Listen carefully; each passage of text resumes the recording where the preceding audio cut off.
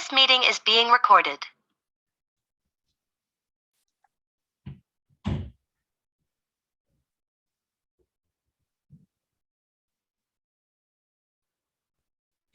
All right. Well, good morning and good afternoon, good evening, wherever you might be in the entire globe.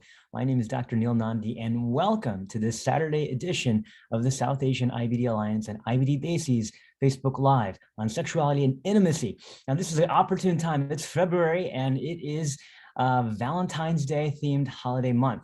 And so wherever you are, this is just 1 month out of the entire year to celebrate love and relationships. And we're going to be talking about something very taboo, no matter what culture you're in, especially if you're of South Asian descent. Now, why is it that sexuality and intimacy is so taboo in our culture? Literally, some of our cultures have the Kama Sutra, and we have sexuality integrated into goddesses and deities, and even our Bollywood films, and yet it is so taboo in our culture. It doesn't make any sense.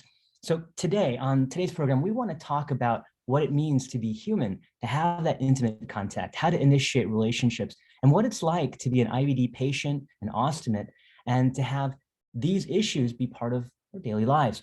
Joining me today, we have some special guests. We have, of course, everyone knows Tina Aswani Omprakash.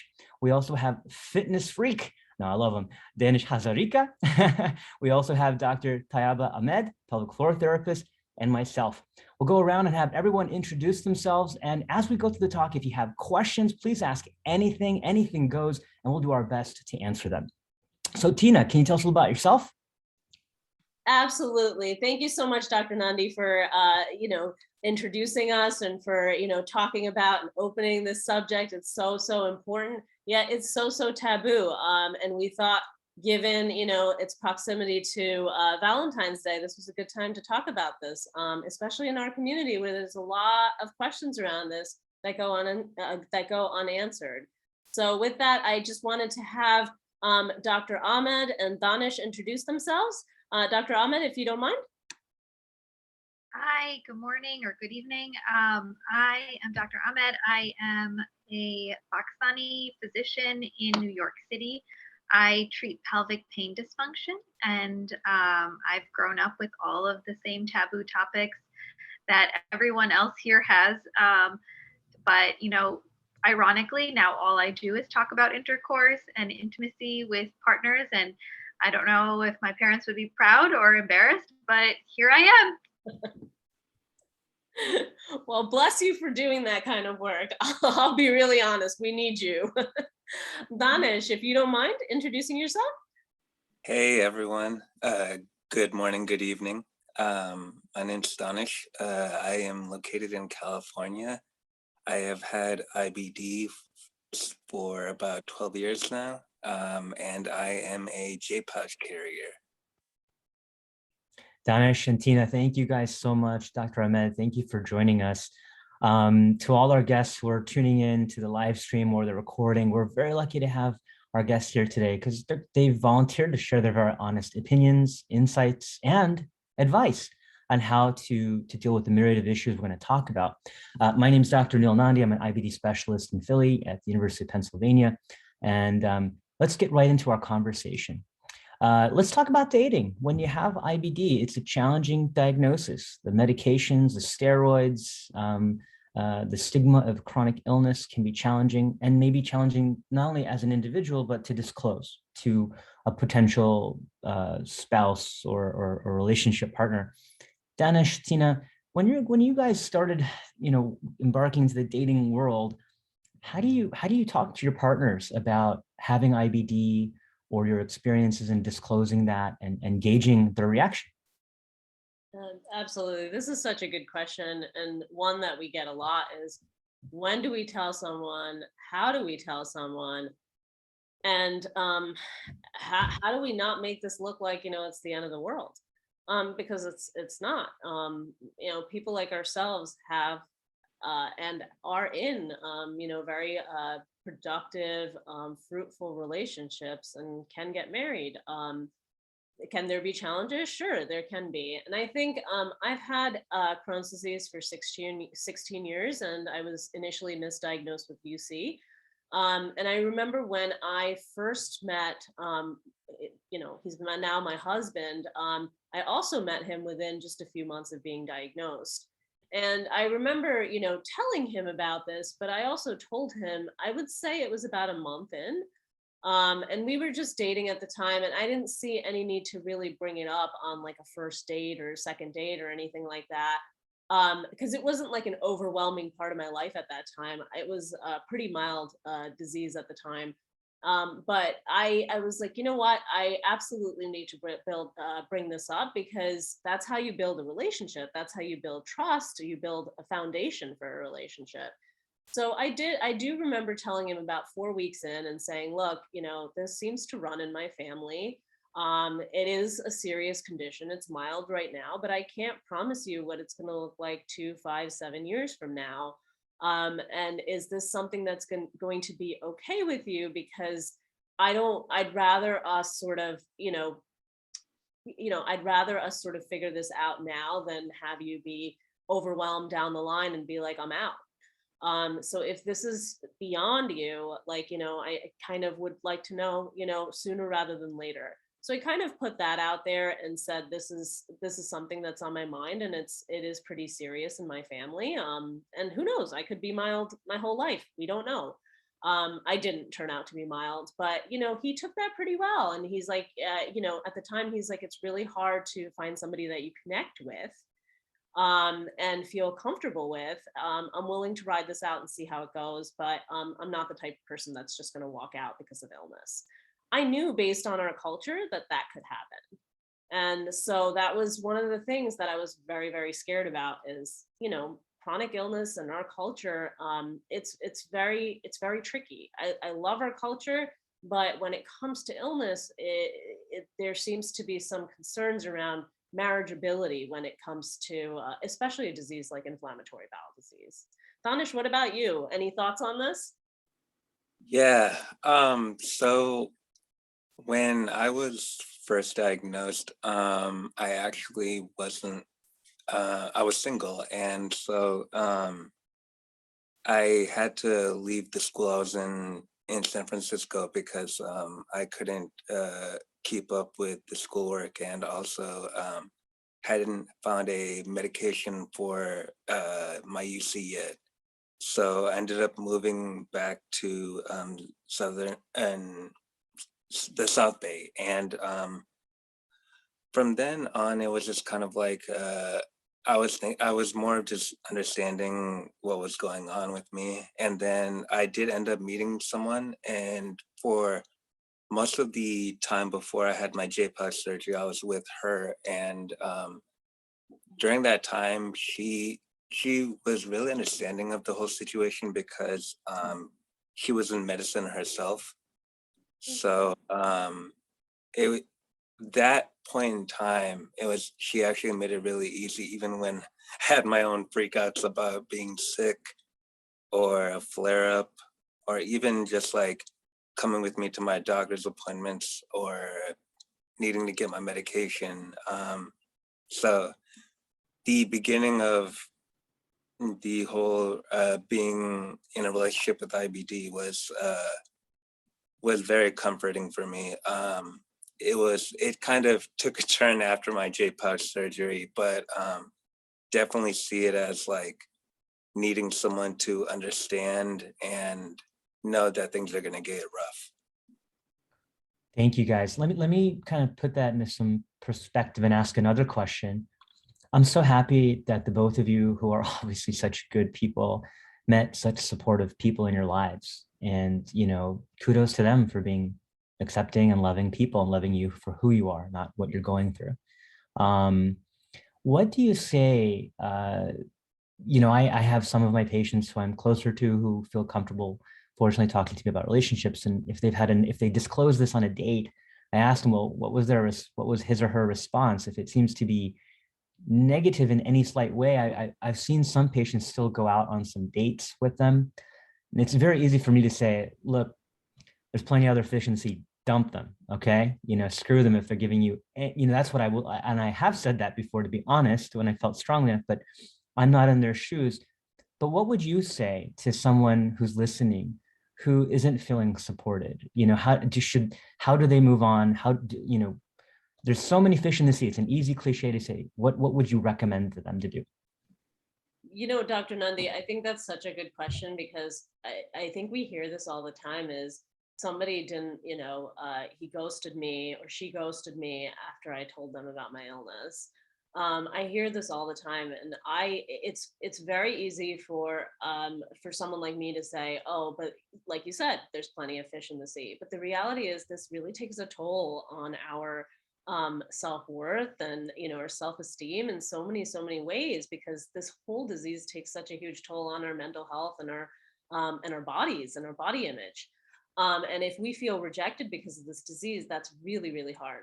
I think it's really important to get a sense of a person on a first date, on a second date, really understand if they seem empathetic, if they seem like, they're good people who would really be interested in you and just not looking for, a fun time or a hookup or something like that. I think that's when I would go in and tell the person. That's when I told my husband, is when we started to get, like when we were like starting to get serious, and I was like, okay, this is not just fun and games anymore. This might actually be a partner for me. He needs to know. I think that's when it matters to me. And I think it needs to get to a point where you have to realize that this person can actually be there for you and actually be a potential partner for you. If there's any kind of inkling on the first few dates, I would probably not pursue that. If I got the sense that this person doesn't seem like they're going to be willing to, be empathetic towards my situation.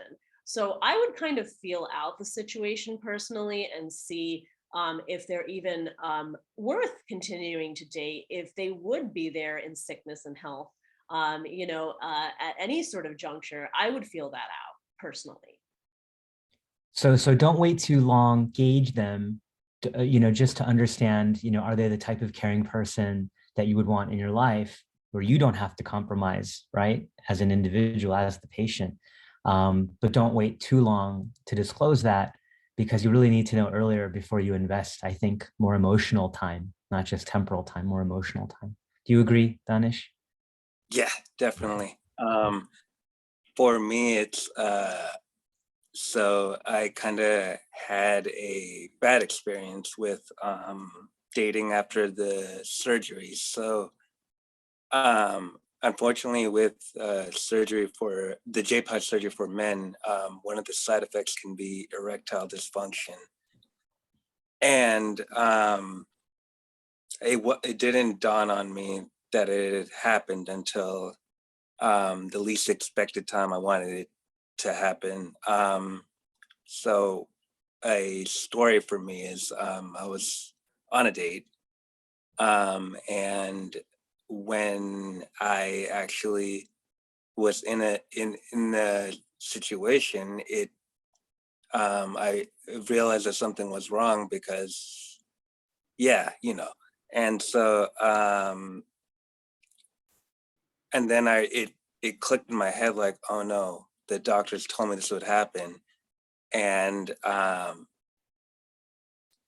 so I kind of hinted that, hey, there's something wrong here. We should probably stop. And she kind of took it to an unnecessary level and kind of laughed about it.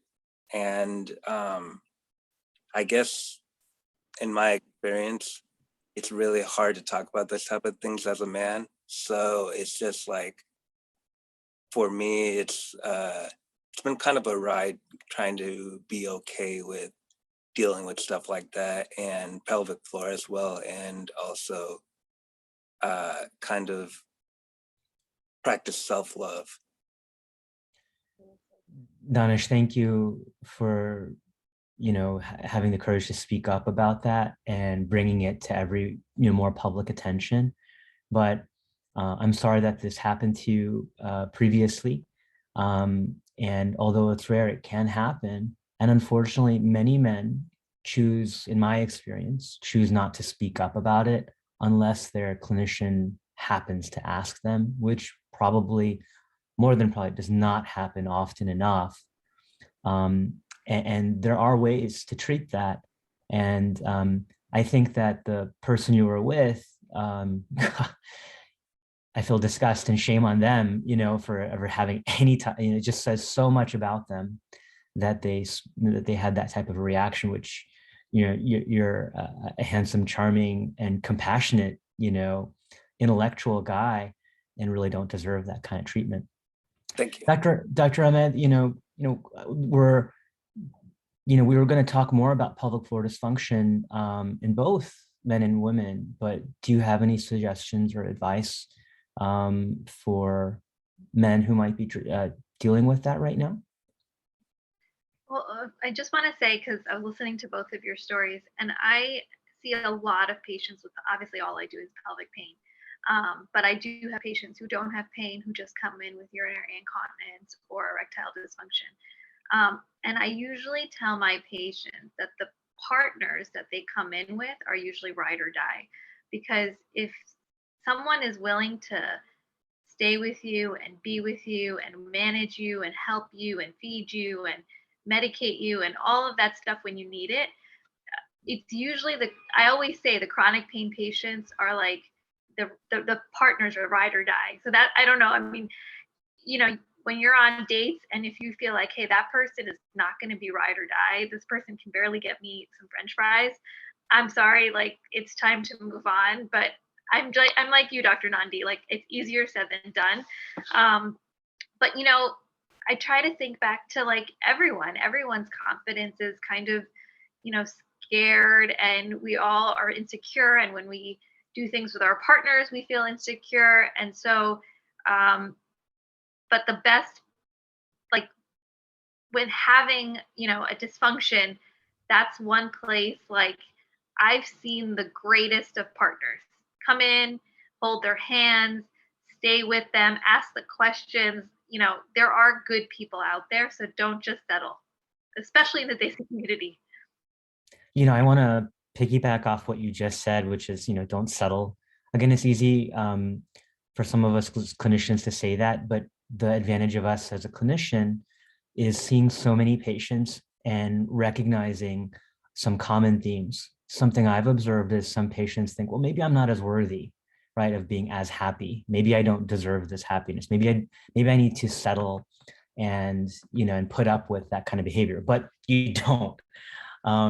You are actually stronger and more, more mature, more developed, more cultured, even more, just everything about you is more beautiful because you've gone through this challenge of a chronic illness.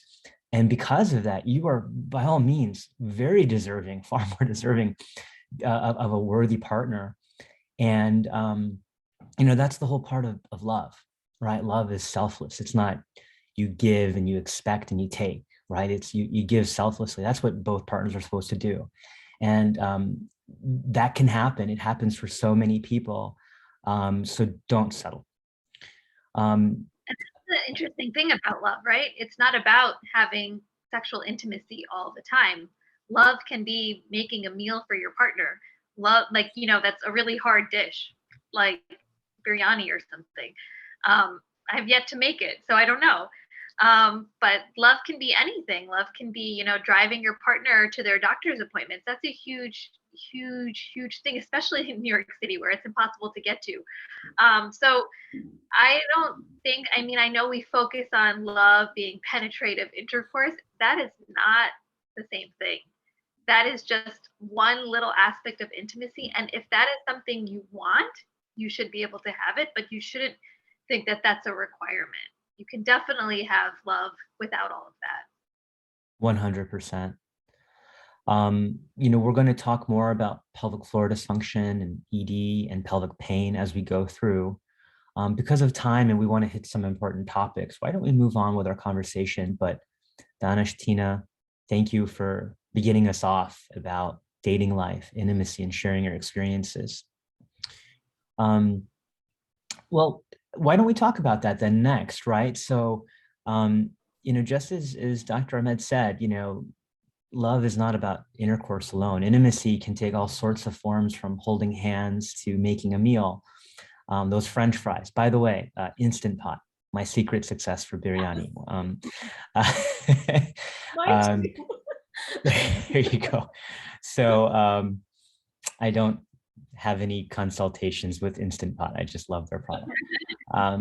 Well, let's talk about that. Let's talk about intimacy and setting the mood or engaging in intimate acts. Dr. Ahmed, can you tell us a little bit more about what is, succinctly, pelvic pain, pelvic floor dysfunction? It's really a broad topic, just to set the stage for everyone tuning in. Okay, so I'm just going to share one slide, and hopefully we can figure this out without any problem. But there is, can I just pull this up? The pelvic floor, it travels between can you see this? Yes. Between the pubic symphysis, which is where my mouse is hovering, down to the tailbone, which is where my mouse is hovering now. So this is a female view. But essentially the pelvic floor, which are all these red muscles, is the same between males and females. The genitalia is the only difference, but the pelvic floor is itself the same. So between the pubic symphysis and the tailbone, and all your organ systems travel in between it. So when patients are having pain or a procedure, let's say they have, a procedure, or they're having pain, or they're having a flare of their IBD, whether it's mild or they have a surgery, their pelvic floor gets irritated. And in the most layman's term, it's hot and bothered. And so when it's hot and bothered, it does not want to be touched. Just like if you hurt your elbow, or if you, were sitting like with your shoulders like this all day long. The problem is we use our pelvic floor muscles all the time. We use them to sit, we use them to pee, we use them to poop, we use them to have intercourse. When you're aroused, those same muscles start to want to have a contraction, which is what a climax or orgasm is. And so these muscles can't be tight on a regular basis, and they can't be stressed out all the time or hot and bothered. And hot and bothered is not a good thing in this sense. I don't know if I should have used another word, but hot and bothered is actually not good. So when patients are having a procedure or have, anything, a colonoscopy, it goes through that entrance of the pelvic floor, and it irritates it. So everything can possibly irritate it. And this is IBD patients and everyone. So please do not think that this is only happening to IBD patients. This is happening to millions of people all over the world, with pain with intercourse because of vaginismus or endometriosis or any other systemic condition that affects your bowel bladder, like interstitial cystitis. So this is geared towards IBD, but this happens to everyone. And this can happen to someone who just fell on their tailbone, and all their muscles got irritated, or someone who went skiing and landed improperly, or used the Peloton consistently for 300 miles without getting off their seat. It's not IBD specific, but we're talking about IBD patients. And so what was the question? I think I lost my track. You're on mute. No, that was terrific. I had asked you to kind of give us an overview of pelvic floor. I want to reiterate. So what Dr. Ahmed, illustrated to us is that pelvic floor dysfunction is highly prevalent in general population, general society, even without any surgical intervention. It can happen due to a myriad of causes and present with so many different types of symptoms. You mentioned a Peloton rider. I diagnosed a road biker with this once, and that was the cause. But it can happen to so many people. When it comes to inflammatory bowel disease, it can manifest without surgery and IBD, and with surgery, when we do surgery, particularly closer to the pelvic area, the pelvic compartment, which is a very narrowed, right? Your torso, my torso is this wide, right? But as it gets down, our pelvis shortens or narrows. And so the surgeons are working in a very tight, compressed space. Think about it. We have our rectum there. We have genitalia there, meaning ovaries, uterus. We have our bladder there. We have small intestine, not just the large intestine. So there's a lot. And then we have arteries and we have a nervous system that tracks through and innervates the muscles and all of those organs. And when we do surgery in such a small space, very unintentionally, minute nerves that may not be visible to the eye or scar tissue can form. So nerves can be cut or injured, or there can be scar tissue that wraps around muscles or intestine and prevents contraction or motility. So it's very complex. Sometimes what can happen if the nervous system is interrupted, it can lead to decreased lubrication and decreased vaginal secretions during intercourse in dyspareunia, or it can lead to erectile dysfunction in men, or variations thereof. So pelvic surgery has a small but real risk of this occurring. And I don't think that we maybe educate patients enough about that in advance. And something that I think clinicians could do better, I'm talking on the GI side, is that not only tell them about it, but tell them what resources are available so that if it happens to us after surgery, we know that there's a solution to jump to or some type of treatment path rather than not knowing that exists. Just knowing it can happen, it may still paralyze us from speaking up. Danish, can I ask you, were you, when this happened, did your clinicians, happen to provide you some resources, or can I ask you, what you did to try to pursue some recourse? Sure. So in the beginning, as you said, it can, from the surgery, it can cause pelvic floor issues. My doctor had told me that he suspected a little bit because I had been hospitalized due to really bad constipation, and it was kind of like a really bad stomach pain. And so he said that I think you might be dealing with a mild case of pelvic floor dysfunction. And so I didn't know what that was, so I just kind of shrugged it off like, oh, okay, that's fine. And then about 8 or 9 years down the line, I actually tore my meniscus, and one day I was kind of like off balance and I ended up falling. And to angle my fall from my leg, I hit the left side of my gluteus area. And I'm not sure if this plays any part in the pelvic floor getting worse, but yeah, it definitely got worse. And since then, it's been kind of medication with suppositories and physical therapy to kind of get the muscles going again.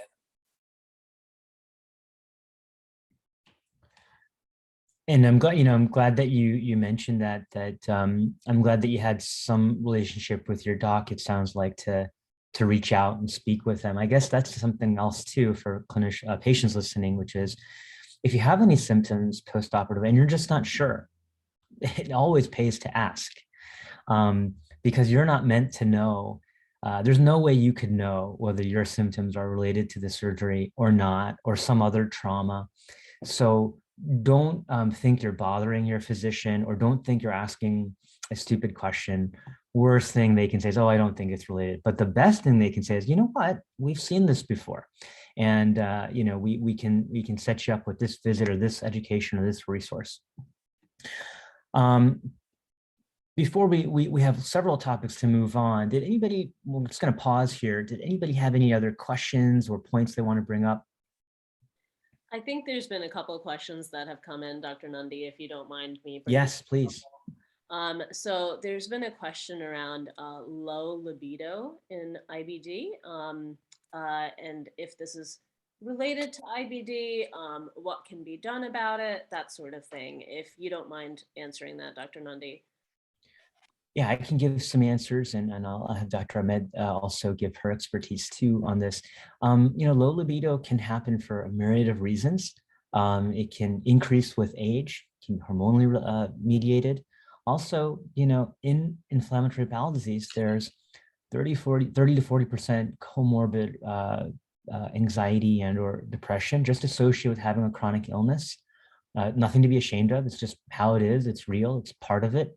But that can also, affect libido, arousal, desire. These are the different phases of intimacy. It's such a complex thing, right? And other things can affect low libido. Your single status or married status. Your prior experiences. So, for the individual who's asking, I don't know your individual story, but if you have low libido, there's many things that could contribute to it. Certainly just feeling unwell, if you're having active disease or flare, can be a primary thing that's driving low libido if you're not feeling well. Dehydration, steroids, if you're on chronic steroids. I would say this, talk to your gastroenterologist, believe it or not. Ask them, to what degree is my actual disease contributing? And then there are other specialists that you can speak to. There are sexual health counselors, relationship therapists, pelvic floor therapists. I mean, there's a whole, and then urogynecologists that can help. And of course, we have, pelvic floor PT, physical therapists. So there's so many different people that we can triage to, but I think low libido requires a one-on-one conversation with a clinician, identify what is driving it, and then getting you to the right resource. Dr. Ahmed? Can I add the medication? So a lot of patients who are on medications for anxiety play a huge role in libido. And I've seen it in patients who started a very, very low dose and have absolutely no change in libido. But as they go higher, the risk of side effects definitely goes up. And that's something that you might not necessarily bring up with your GI doctor because you're getting anxiety medication with your primary care doctor. And so something that I think is really important is when you have a symptom is to talk to your doctor and tell them, whoever it is, about all of the things you're going through so that they have a full picture. I think a lot of times people come to me with one thing and then I ask about how are your bowels and how is your bladder and how is this, and so then I get a better picture and then I find out, oh, they're on this medication and this, and they're seeing this therapist and they've had sexual trauma and all these things, and then I get but unfortunately, unless you have a doctor who's going to pull all those questions out, they might not ever get that full picture. So you kind of have to come in there with that picture, unfortunately. Yeah. And another thing about meds, that's a great point, that sometimes the meds that we use for neuromodulation, mood modulation, can have unwanted side effects. There's other common medications that many patients are on for hypertension, like beta blockers, calcium channel blockers, that can contribute to erectile dysfunction or even low libido. There's even chronic diabetes, if it's been uncontrolled for a long time, can contribute to some sexual health dissatisfaction too. So moral of the story is, if you're experiencing it, it does pay to go ahead and open up to your clinician about it. And just because you have time, if that's a challenging conversation or awkward conversation for you to have with your clinician, I recommend writing it down in advance, writing a letter to your doctor, taking notes, or role playing with your partner or a friend how the conversation would go. Or identifying, if you're not your clinician, maybe you have a good relationship with their nurse, who might be, someone easier to talk to, but speak to someone about it. Yeah, Dr. Nandi, I just wanted to add from the patient side around low libido. I think this can happen in males and females. I don't want the men to just think this is just a male issue, because it's definitely happened to me in the sense that, when I was going through some of the worst aspects of disease, when I've had fistulae, when I've had significant flare-ups, I haven't felt like I want to be in the mood. I don't feel good about myself. I might have gained a ton of weight from prednisone, or just not feeling like myself. That can be part of it too. And I just want to add, to that as well, is when you're so unwell, that can also take away from your libido as well, in the sense that I noticed that after one of my major surgeries back in 2015, and I had no libido for a few years prior to that because I was so incredibly sick. I found that in late 2015, early 2016, as I was coming into remission from my Crohn's disease, my libido came back. And I think there is something to be said, like, and I remember actually bringing it up to my doctor, and it was a very uncomfortable conversation for me. I know a lot of times we can have doctors who aren't, the same sex as us. Like, if they're a male and I'm a female, like, that can be a hard topic to bring up. But like, I remember bringing it up to my doctor. I'm like, I noticed that it just like came back out of nowhere. And he was like, that's quite normal when you start feeling a lot better and feeling better about yourself too. So I do definitely encourage you, just like Dr. Nandi and Dr. Ahmed just said, to talk to your doctors about it. It's really hard. I'll be honest with you, after all the surgeries I've had, no one has ever brought up, wait 6 weeks or 8 weeks or what have you, after surgery to have intercourse. No one's ever brought it up. Every single time I've had surgery, and that's God knows how many times at this point, I'm bringing it up. Even this last surgery I had just a couple months ago, as I'm being discharged, I'm like, "Hey doc, when can I have intercourse?" And it's just so uncomfortable. But if we don't do it, who's going to do it? And I've even done it this way, in the sense that I've reached out to the PA. If the doctor's only got 10 minutes to work with us or talk to us, maybe when the PA comes in, or when the PA is sort of, helping to check you out and give you, different things to get you ready for surgery, or what, or not even surgery, when they're getting you started on a new medication or what have you. Sometimes it helps to throw in there, hey, I'm really struggling with this. Is this something you can talk to me about, or is this something someone else can? Like, can you give me some advice here? It's okay to talk to your nurse or to the physician assistant here as well about this. I personally wouldn't recommend sending these kinds of messages over the portal. I think they need to happen in person, quite frankly, because there's a lot of nuances to this topic that come up. Even as Dr. Ahmed is saying, like, they can start asking about your bladder. They can start asking about your bowels. Is there constipation? Is there this? Is there that?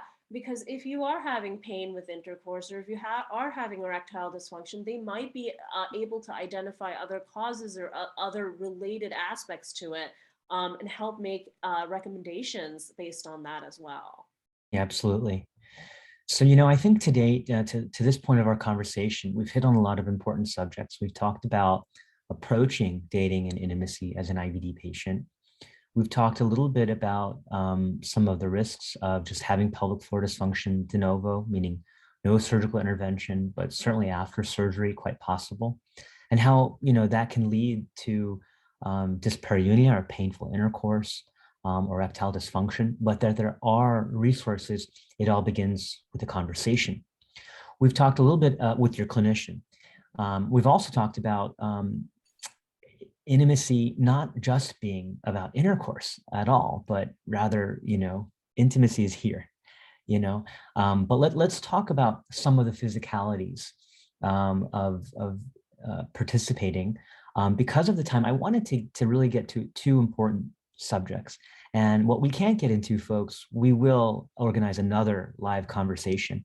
But I wanted to talk about, and I'm going to request Dr. Ahmed to step in here to talk about what are some of the tools or aids that you recommend for some patients who have dyspareunia or pelvic floor dysfunction in enhancing their sexual health satisfaction. So also wanted to mention really quickly that a lot of people who have low libido are sometimes scared of intercourse. And that would definitely decrease your libido if you are scared of the pain of intercourse. So fear drives a lot of that libido. So when you're having intercourse, as we know, well, not everyone knows, and that's the fun part about teaching people who are younger and older, about intercourse is that there are two parts. There's the entrance, the entrance of if we're talking about penetrative intercourse, so heterosexual penetrative intercourse right now. If we want to talk about anal at some point, we can.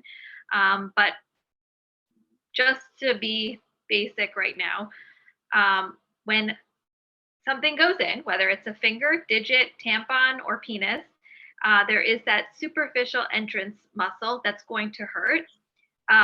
It doesn't always hurt. And the thing with not having intercourse or being able to, or knowing that, so I always tell young patients, like, you should have been given this as a gift from your mom to learn before you have intercourse. But of course, the taboo around it is that, well, we're not supposed to have intercourse until we get married.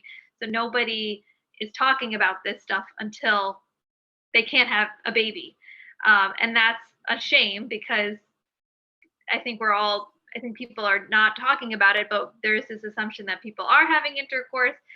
So if you're having pain with a tampon per se, and you can't put that in, there is a fear a lot of women have that going forward, they're going to have pain with intercourse. So they tend to avoid or tend to want to. So they're not want to.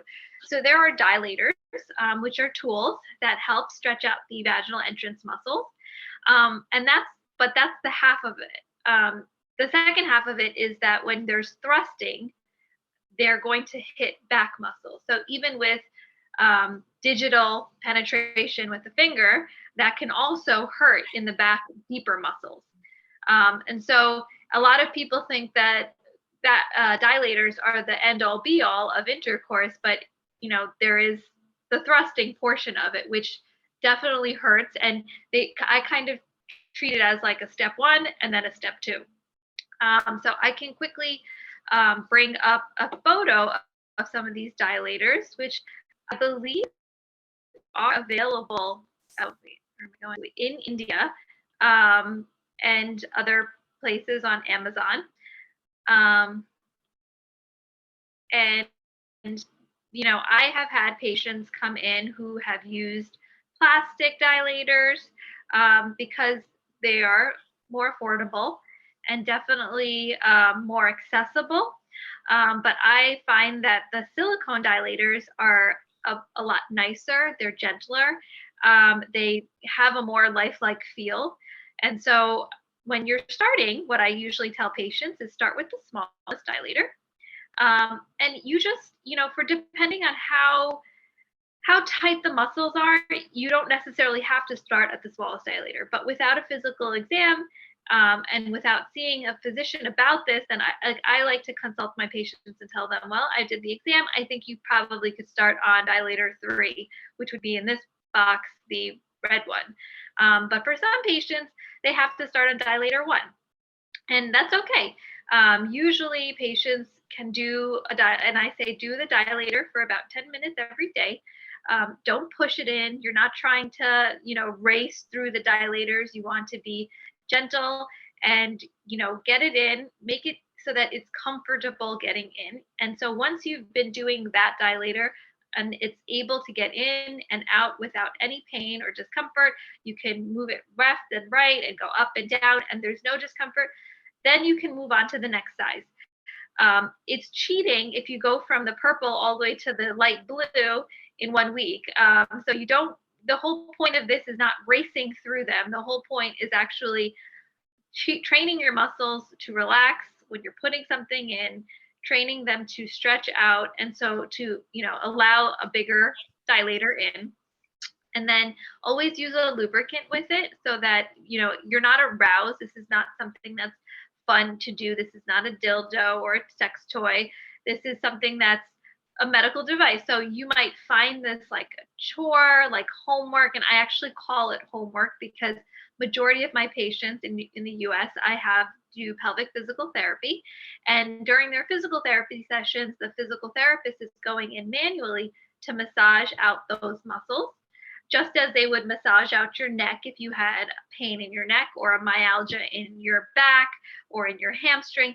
They're working on the muscles of the pelvis and they're loosening up those muscles so that it can help. And if you do this on your own time as homework, then when you go to PT or physical therapy, you can have the most benefit from your physical therapy session. Otherwise, it's like doing your homework at school. Beyond that, there are other tools. There's the wand, which is that they come in different styles. Here in America, we have the purple one, and this also is now in green. The green one vibrates. This acrylic one was one of the original ones that was made, but I would definitely not use this in a scenario with a surgery, because it is definitely a little bit more aggressive and harder. It's like glass. So just be very, if you can't access a more softer silicone one, you may be better off using your finger for the deep muscles. And what you're trying to do is basically find a spot that feels really painful. It's a trigger point, and you're going to massage that spot out. What I tell patients is not to do, you're not going in for 10 minutes here. You're going in for 1 minute. I say start a timer on your phone, spend 1 minute a day, nothing crazy. This is not like a huge amount of time commitment. Focus on one spot, try to work it out. And like I said, this isn't a race. If you do your entire pelvic floor in 1 week, you're not going to be magically cured. These are muscles that have been trained to be tight, and now you have to untrain them and re-educate them to relax. And so also use lubricant. Don't press harder than you would press a tomato so as to not bruise it. The green one also comes in vibration. So assuming there's no issues with vibrating, you can use that for a little bit deeper, more vibration or a stronger massage.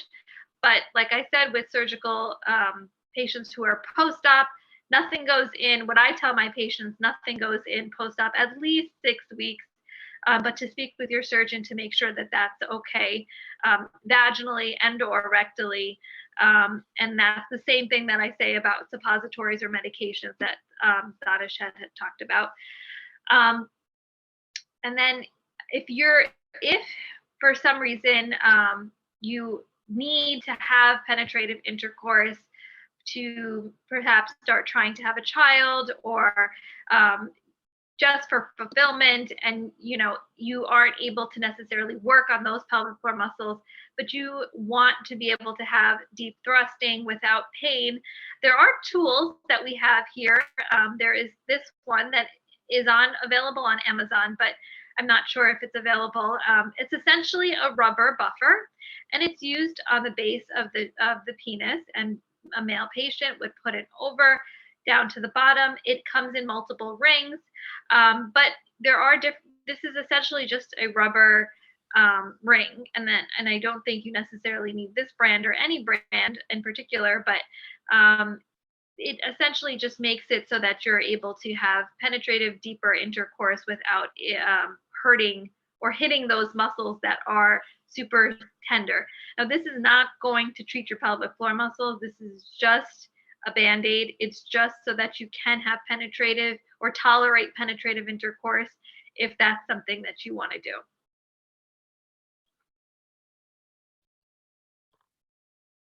This was great, Dr. Ahmed. Thanks for going over all that. I feel like I got like a educational lesson here. 100%, so I think, Dr. Ahmed, thank you very much. I think those visuals really help a lot of patients and even clinicians out there recognize that there's so much more than may have been available when they trained. And patients, now that there's other tools, that can help you get there. And Dr. Ahmed is a wonderful clinician who helps increase access and can guide patients on how to use these safely, appropriately. So there's so much that can be done that you may not have any access to. Just speak up and have that conversation with your clinician.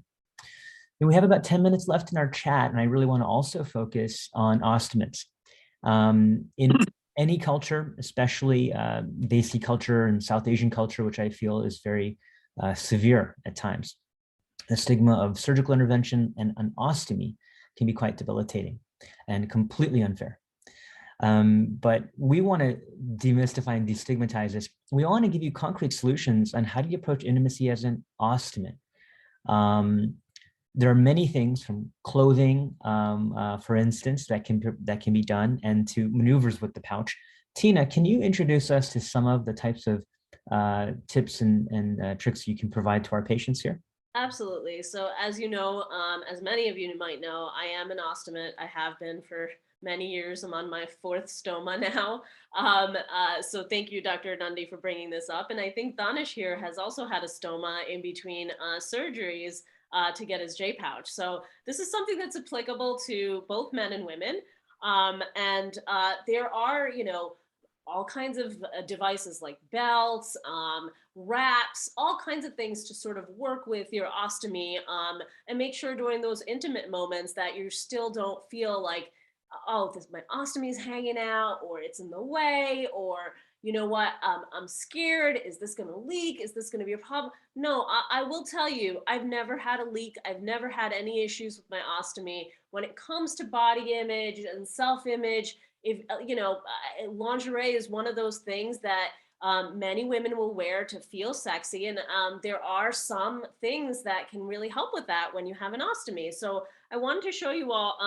This is a product from Ostomy Secrets. Of course, I'm not promoting any brand or anything like that, but it's called, I believe, the Vixen Wrap.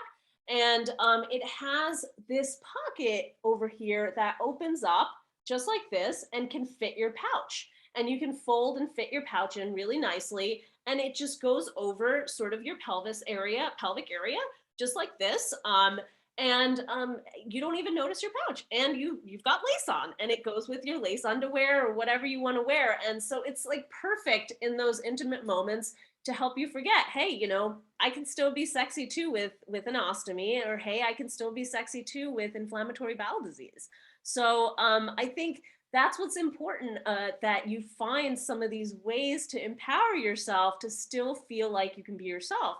For men and for women, when it comes to bathing suits, even like, that's another question that I often get is, hey, how do I go swimming, or how do I feel comfortable swimming? Some people are completely, perfectly okay with having their ostomy out, which is, totally up to them. And I think is beautiful no matter what.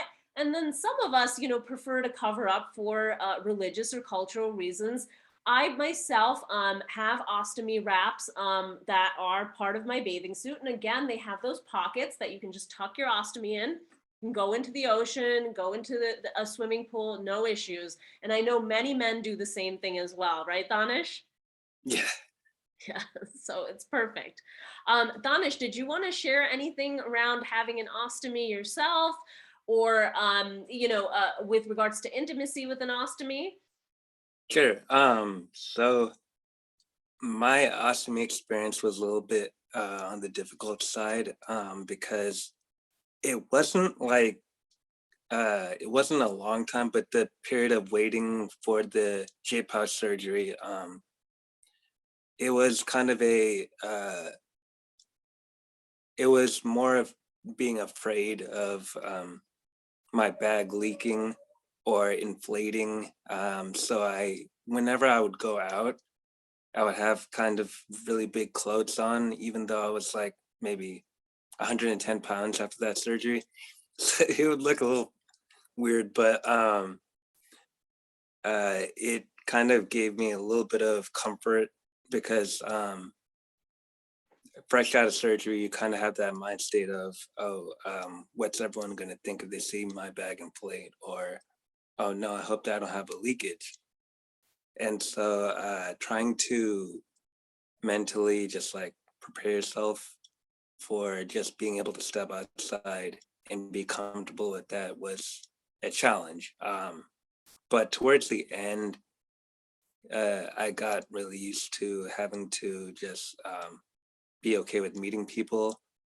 And actually, my friends would not really rudely joke, but joke and be like,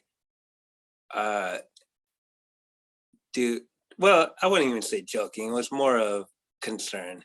It's like, hey, your shirt is inflating a little bit. Do you need to go to the restroom?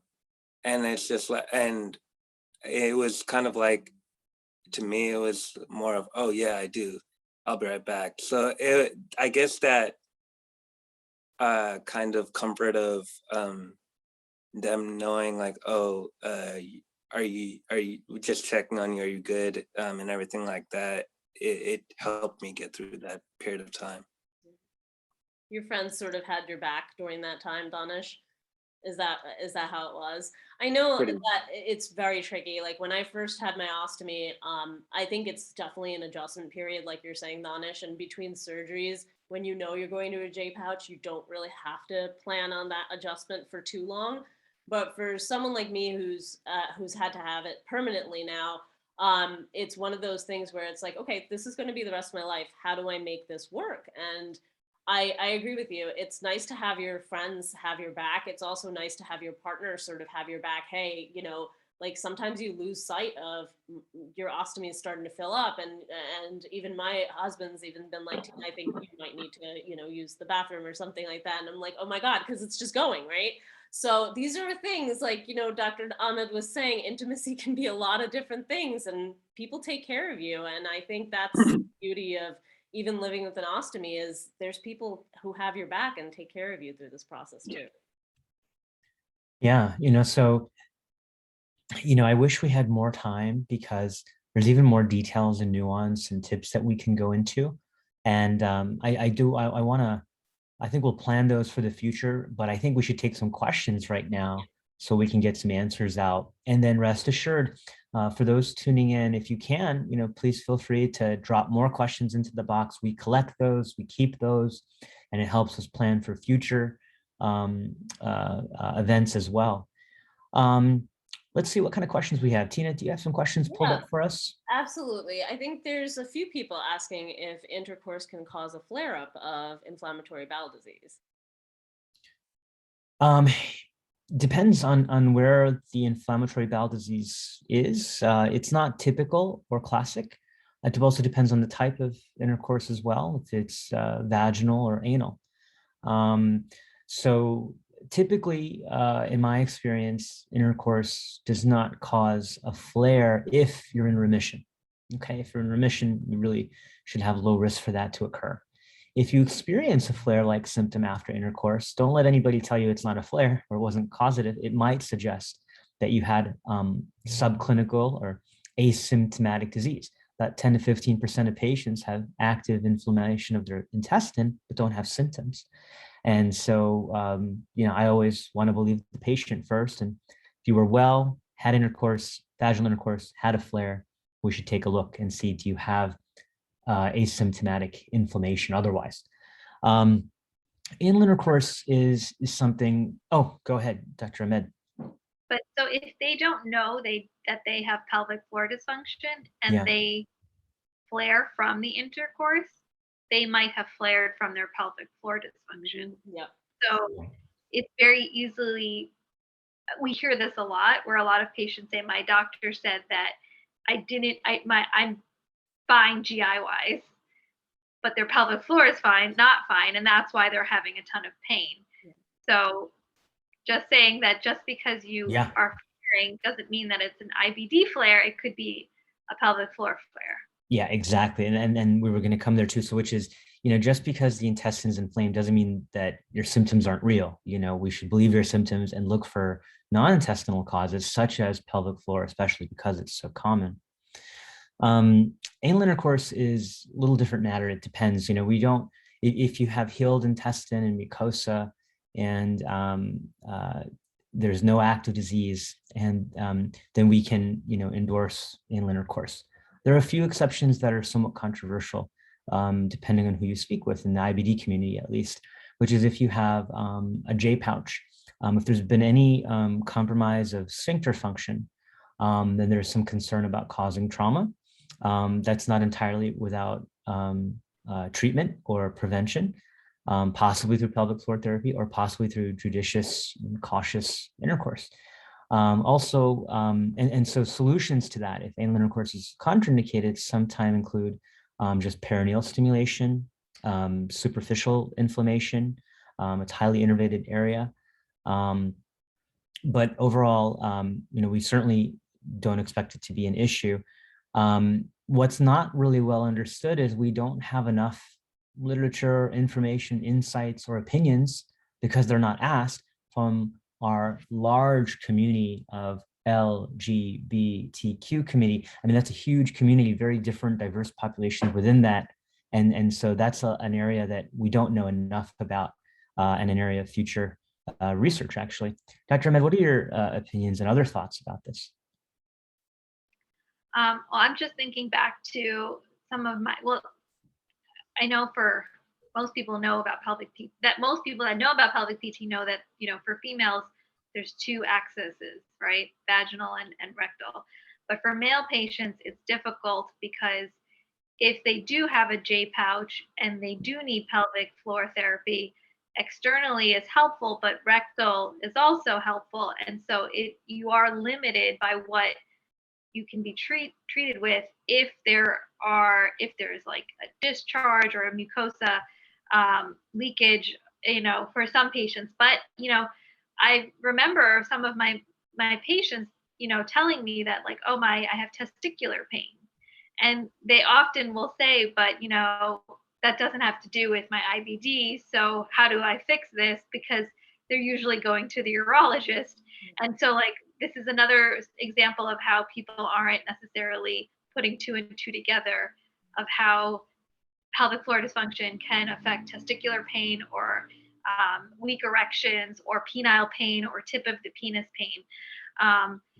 And so for anal intercourse, we did briefly talk about whether, we thought that the buffer would be safe. I've had patients who've had tight sphincters, use the dilators rectally.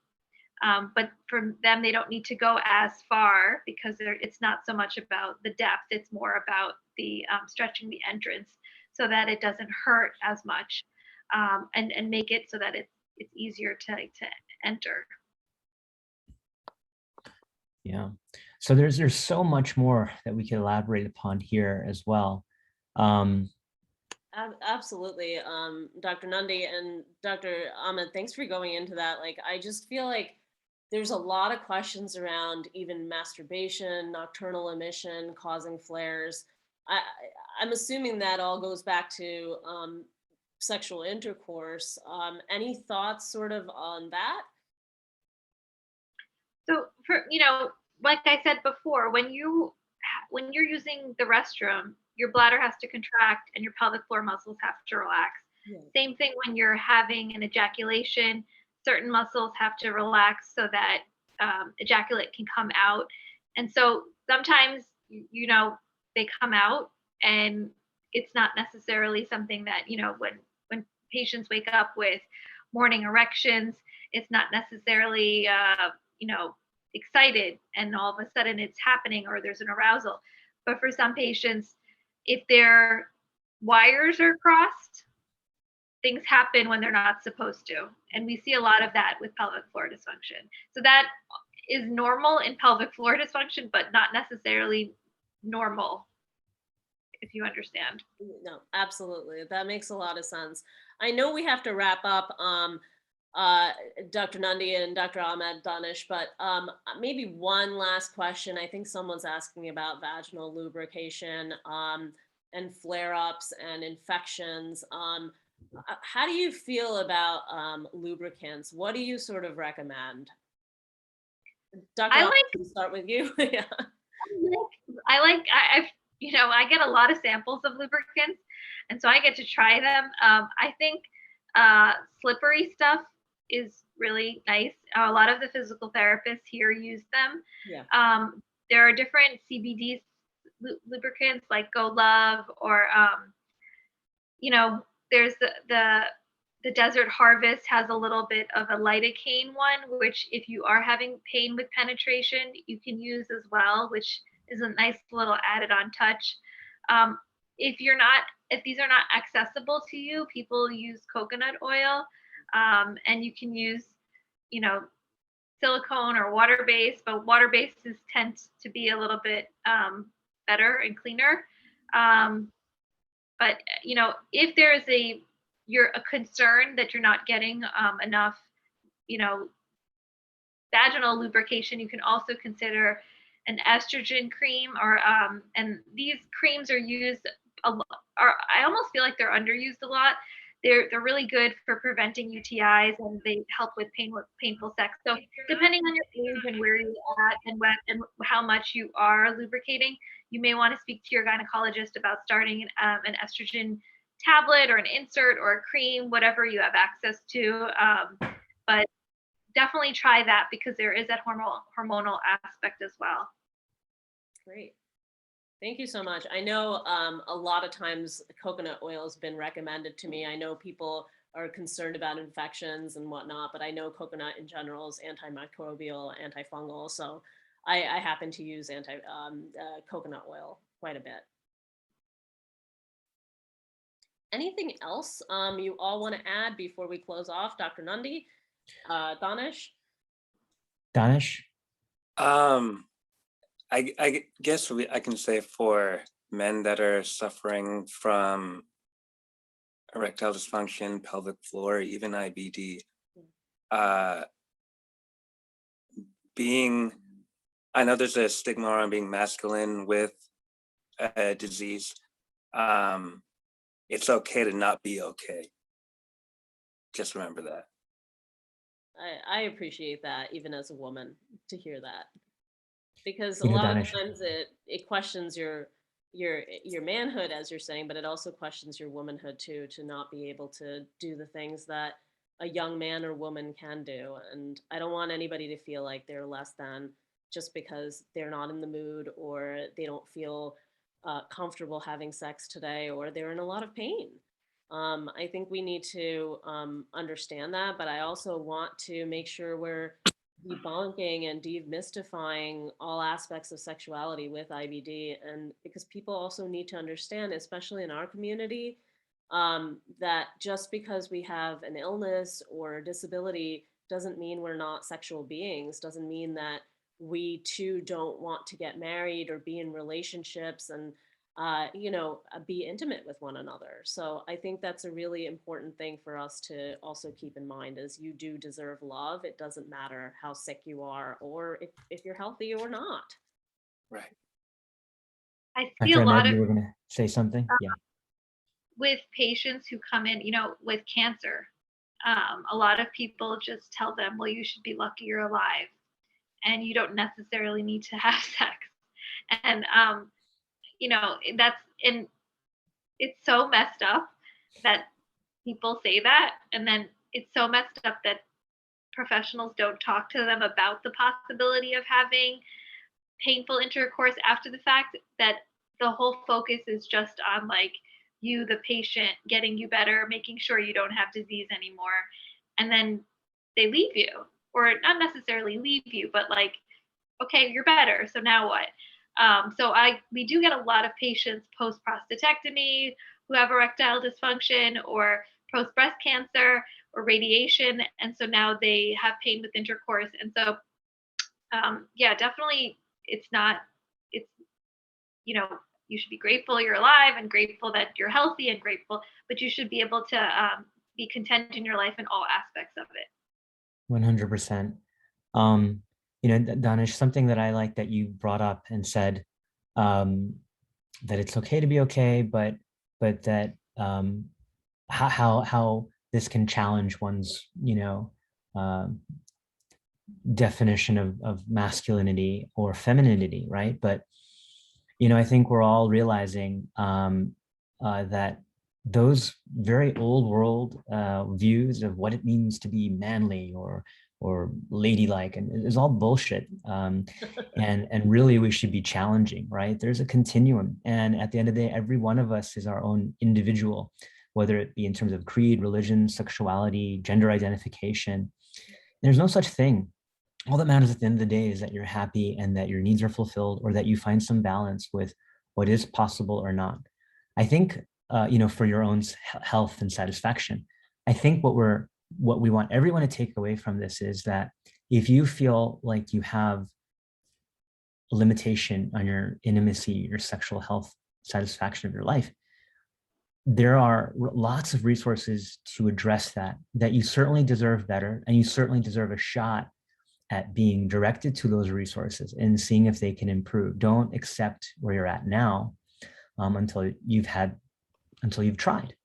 I think I look at our patients, and this is why I do this, because I feel like you guys have no bias, no agenda. You're here to speak the truth and speak up for everybody else who isn't, right? And hopefully, and I know that by having this session and looking at the feedback on Facebook here in the comments section, that I think but by just doing this, we've already had so many people comment that they're happy that we're speaking about it on a South Asian platform and that we're speaking up about it. So you've already done so much great work. So I won't drag it out longer. I want to thank every one of you for joining us today.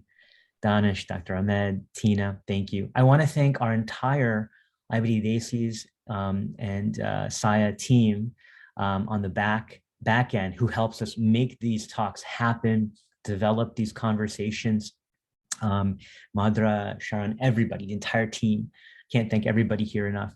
In terms of resources, if you're looking for professional organizations to get good information from, there are several. We'll drop some links into the chat, but some I'll just verbally say here.